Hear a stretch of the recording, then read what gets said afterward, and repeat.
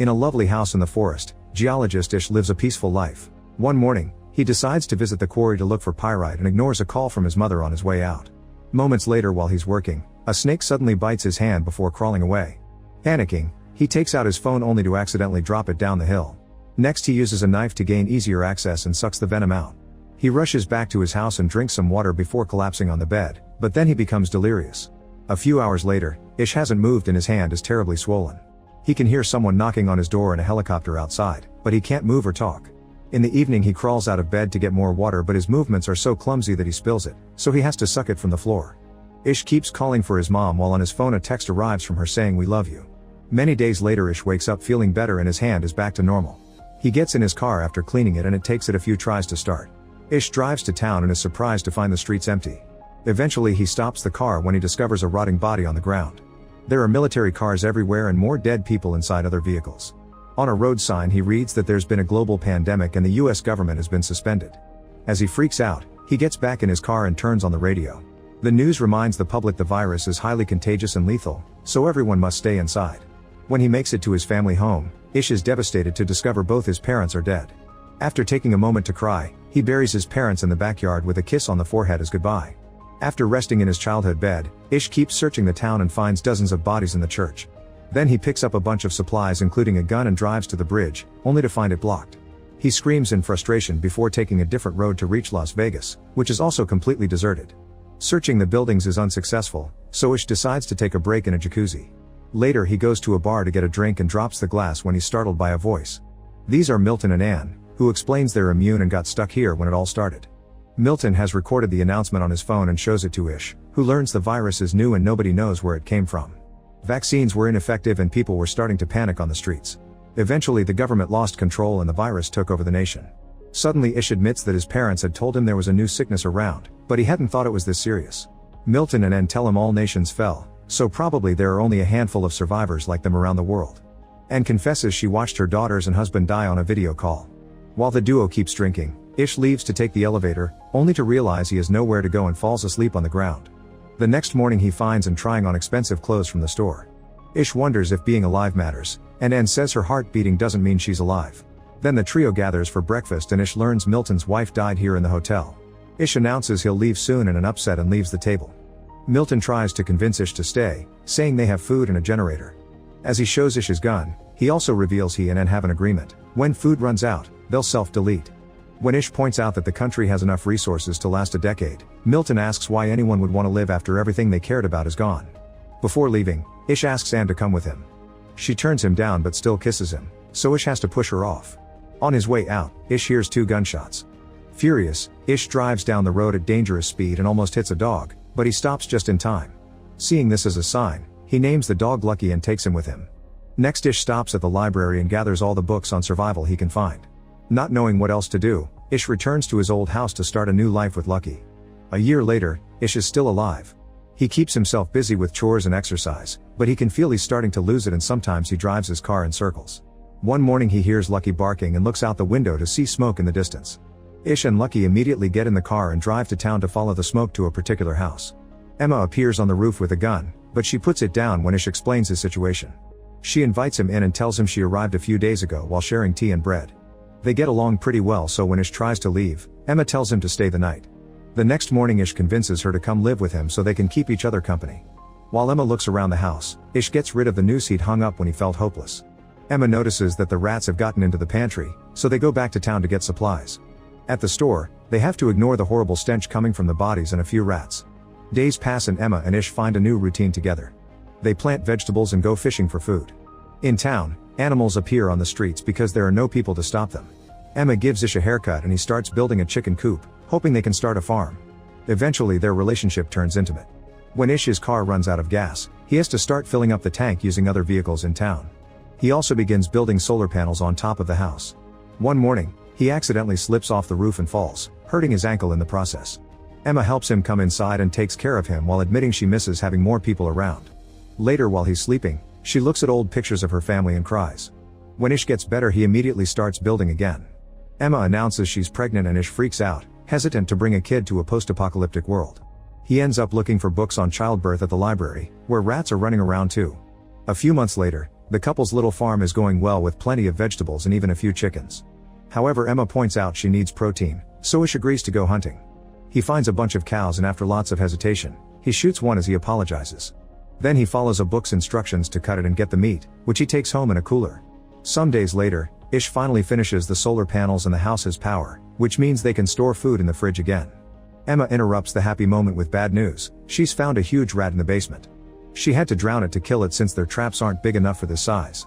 A quick look through the window reveals that hundreds of rats have taken over the town and are now coming to their house. Ish realizes that the trash is attracting the rats, so he rushes outside to burn it all while Emma shoots at the rats that get too close. Unfortunately, Ish has to burn what is left of the cow as well. No matter what they do, the rats keep coming, so the duo runs back inside and starts working on sealing every door, window, and hole. Emma also pours lots of bleach into the toilet. A sudden crying noise reveals they forgot Lucky outside and he's being bitten by the rats. Ish has no choice but to open the door and quickly grab the dog before running back. It's just a second, but a few rats still manage to get in, and Ish tries to open fire. The bullet misses because they're constantly moving, so instead Ish begins killing them all by furiously smashing them with his gun. Afterward, Emma takes care of Lucky's wounds. This experience makes Ish afraid he may lose Emma during childbirth, so she finally confesses she gave birth to 2 daughters without complications. She lost her entire family on the same day because of the virus. A few months later, the rat infestation is finally under control thanks to the feral cats prowling in the streets. The couple can finally unseal the house and come out again.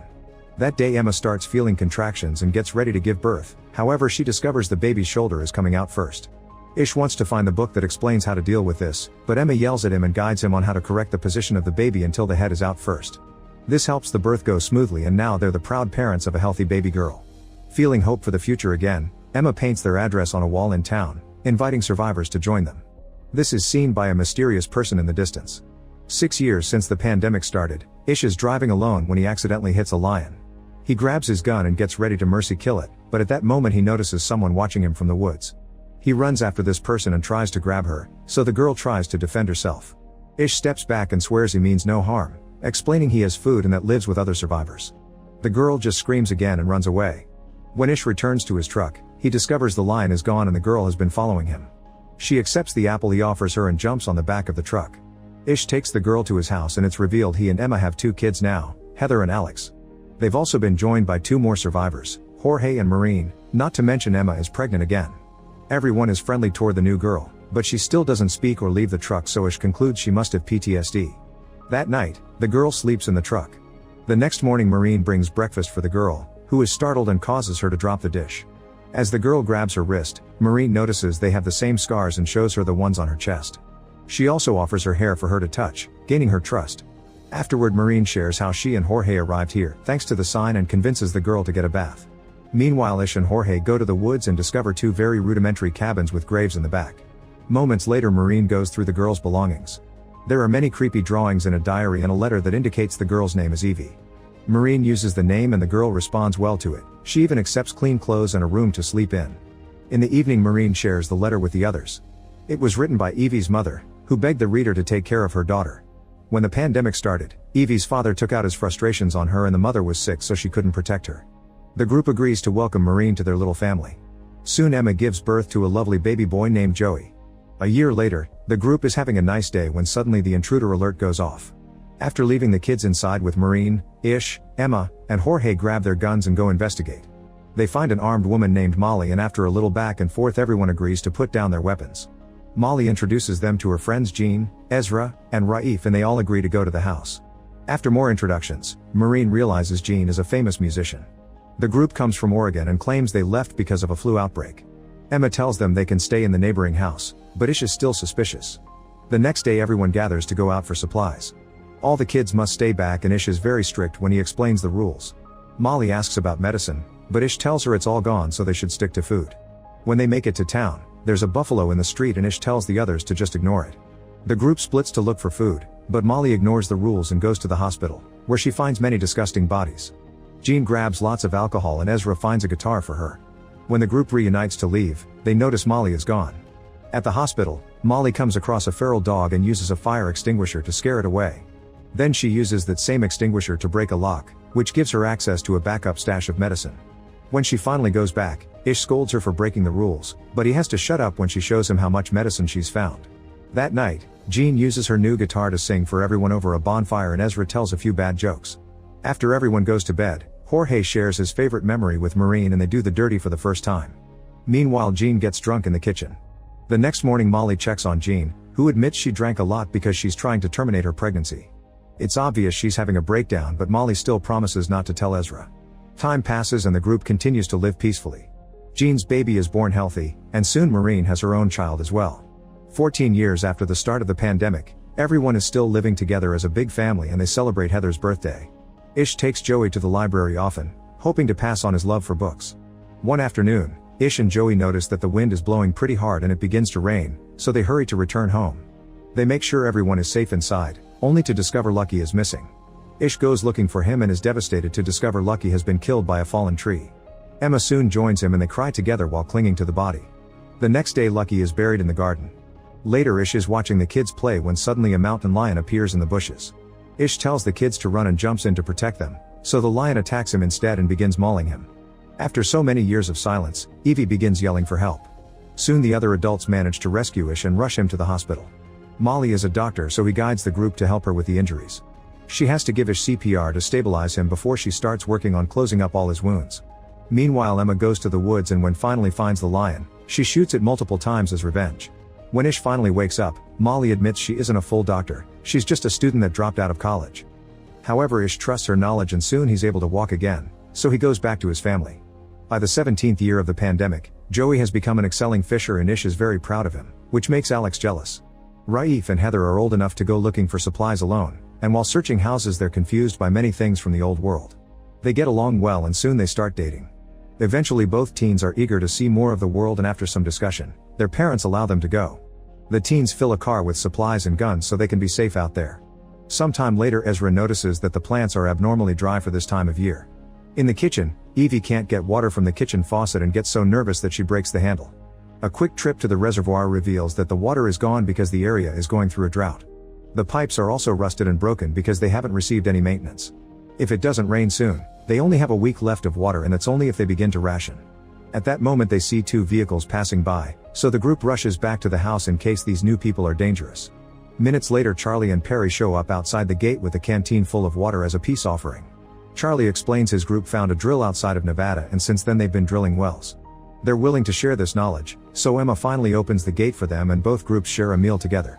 Ish agrees to exchange all his spare fuel for a well, so after lunch Charlie starts digging. The whole process will take around 72 hours. In the afternoon, Ish and Charlie go hunting together and Ish is startled when Charlie suddenly shoots behind him just to kill an animal. Charlie explains he's a very good shooter because he's had lots of practice and not just on deer. Later during dinner, Charlie shows off his scars and stares at Evie, who looks back with a clear discomfort that Ish notices.